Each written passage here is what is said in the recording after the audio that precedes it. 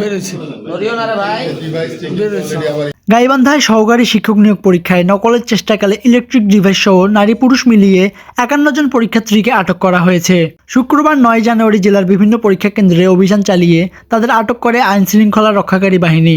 এর মধ্যে গাইবান্ধা সদরে 37 জন, ফুলছড়িতে 2 জন এবং পলাশবাড়িতে 12 জন পরীক্ষার্থী রয়েছেন। কেন্দ্র সূত্র জানায়, পরীক্ষাকালে সন্দেহের ভিত্তিতে তল্লাশি চালিয়ে পরীক্ষার্থীদের শরীরে লুকানো অবস্থায় কথোপকথন ও তথ্য আদান প্রদানে ব্যবহৃত বিভিন্ন ইলেকট্রনিক ডিভাইস ও মোবাইল ফোন উদ্ধার করা হয়। ঘটনার পর পরীক্ষা কেন্দ্রগুলোতে সাময়িক চাঞ্চল্য সৃষ্টি হলেও দ্রুত পরিস্থিতি নিয়ন্ত্রণে এনে পরীক্ষা সম্পূর্ণ করা হয়।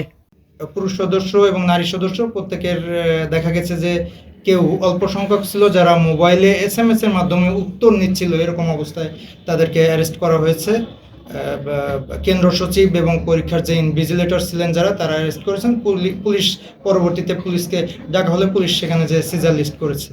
আর কিছু ক্যান্ডিডেটকে দেখা গেছে তারা কানে ডিভাইস নিয়ে এবং তাদের হাতে একটা ব্যাটারি জাতীয় অন্য আরেকটা ডিভাইস ছিল শরীরের মধ্যে, এরকম 2টা ডিভাইস নিয়ে তারা উত্তর কোনো জায়গা থেকে হয়তো কানেক্টেড ছিল, সেখান থেকে উত্তর আসতেছিল। এই অবস্থায় এরকম ডিভাইসের তাদের ফাংশন, সেভাবে তাদেরকে অ্যারেস্ট করা হয়েছে।